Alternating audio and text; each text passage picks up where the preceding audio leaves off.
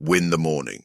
At dawn, when you have trouble getting out of bed, tell yourself, I have to go to work. As a human being, what do I have to complain of if I'm going to do what I was born for, the things I was brought into the world to do?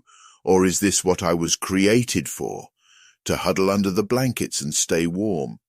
But it's nicer here, so you were born to feel nice instead of doing things and experiencing them? Marcus Aurelius. One of the most relatable moments in Marcus Aurelius's meditations is the argument Marcus Aurelius has with himself in the opening of Book 5. It's clearly an argument he's had with himself many times, on many mornings, as have many of us. He knows he has to get out of bed, but so desperately wants to remain under the warm covers. It's relatable, but it's also impressive. Marcus didn't actually have to get out of bed. He didn't really have to do anything. One of his predecessors, Tiberius, basically abandoned the throne for an exotic island. Marcus's adopted great-grandfather, Hadrian, hardly spent any time in Rome at all. The emperor had all sorts of prerogatives, and here Marcus was insisting that he rise early and get to work. Why? It's because Marcus knew that winning the morning was key to winning the day and winning at life. He wouldn't have heard the expression that the early bird gets the worm, but he was well aware that a day well begun is half done. By pushing himself to do something uncomfortable and tough, by insisting on doing what he said he knew he was born to do and what he loved to do, Marcus was beginning a process that would lead to a successful day. Journal. The recognition that I needed to train and discipline my character, not to be sidetracked by my interest in rhetoric, not to write treatises on abstract questions or deliver moralizing little sermons or compose imaginary descriptions of the simple life or the man who lives only for others, to write straightforward. Marcus Aurelius. Why did Marcus Aurelius spend those precious hours in his tent writing by the lamplight, even on the nights and mornings he strained under the burdens of his wartime duties? It wasn't for our benefit. No, he never expected meditations would see an audience. He was writing for himself, to himself, as a way to practice the principles of the philosophy we are still following today. He was journaling as a means of self-improvement as much as he was of self-expression.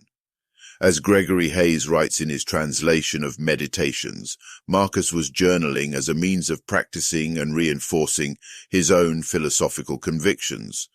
Who knows what kind of emperor, what kind of man Marcus would have been without that practice and preparation. Instead of letting racing thoughts run unchecked or leaving half-baked assumptions unquestioned, he forced himself to write and examine them. Putting his own thinking down on paper let him see it from a distance. It gave him objectivity that is so often missing when anxiety and fears and frustrations flood our minds. It let him enter his day and the important work calm and centered. For centuries, nay, millennia, people have been doing the same with their private journals. Some did it at night, some did it in the morning, some did it in sporadic bursts or on rare occasions. But in literally countless cases, journaling has been a source of self-guidance. Because a journal is the perfect place to clarify your thoughts, find some peace and quiet, calm the negative energy swirling around in your head, and cope with stresses and struggles. It's your loyal companion, it's your sounding board, it's your guide. Whether you need help ridding yourself of bad habits like procrastination, or you are looking to get more motivated, the journal is where you can do it. Just as Marcus developed this daily habit, so can you. As Musonius Rufus said, habit always beats theory, for it's where one brings together sound teaching with sound conduct. Read. Reading, I hold, is indispensable primarily to keep me from being satisfied with myself alone, and besides, after I have learned what others have found out by their studies, to enable me to pass judgment on their discoveries and reflect upon discoveries that remain to be made. Seneca. Seneca said there was an easy way to shake the laziness out of your system. Read. Seneca believed that reading was an indispensable part of the daily routine, particularly early in the day, because reading nourishes the mind and refreshes it. He's right. Who doesn't feel better after they've read? Whoever regrets picking up a book? And how much better are our days when we front-load them with good inputs, and how miserable are they when we kick things off with bad choices. Exercise. Difficulties strengthen the mind as labor does the body. Seneca. It can be easy to overlook how important health and fitness were to the Stoics. The stereotype of the philosopher is one who spends all day and night with their dense textbooks and their denser thoughts, when the truth is that the great philosophers we hold up as having made these brilliant insights into human nature and the human experience were reading and studying philosophy in addition to many other endeavors and activities. Marcus Aurelius loved boxing, wrestling, running, ball games, and hunting. The saying in the ancient world was that, but for Chrysippus there had been no porch, the Stoa in Stoicism. As Diogenes Laertes recounts in Lives of Eminent Philosophers, the Stoic Chrysippus was an avid long-distance runner. Even Epictetus, whose leg was crippled from his time as a slave, talks frequently about lifting weights because I like a body to be strong, strong with the energy that comes of good health and training. He likely learned from his teacher, the Stoic Musonius Rufus, who said, "The philosopher's body also must be well prepared for work, because often virtues use it as a necessary tool for the activities of life." Fitness was essential. The Stoics called it keeping themselves in fighting shape, at fighting weight, not for appearance's sake, but because they believed life was a kind of battle. They also knew, as you know, that when we feel awful, we act awfully. A person disgusted with themselves has less patience for others. A person who easily loses their breath more easily loses their self-control.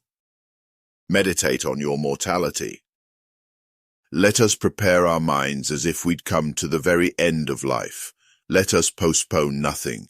Let us balance life's books each day. The one who puts the finishing touches on their life each day is never short of time.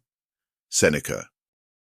The quote from Seneca above takes part of Memento Mori, the ancient practice of reflection on mortality that goes back to Socrates, who said that the proper practice of philosophy is about nothing else but dying and being dead. In his Meditations, Marcus Aurelius wrote that, "You could leave life right now, let that determine what you do and say and think." That was a personal reminder to live with a sense of urgency. The Stoic finds this thought invigorating and humbling. It is not surprising that one of Seneca's biographies is titled, "Dying Every Day." After all, it is Seneca who urged us to tell ourselves, you may not wake up tomorrow when going to bed, and you may not sleep again when waking up, as reminders of our mortality. Or as another Stoic, Epictetus, urged his students, keep death and exile before your eyes each day, along with everything that seems terrible. By doing so, you'll never have a base thought, nor will you have excessive desire. Use those reminders and meditate on them daily. Let them be the building blocks of living your life to the fullest and not wasting a second.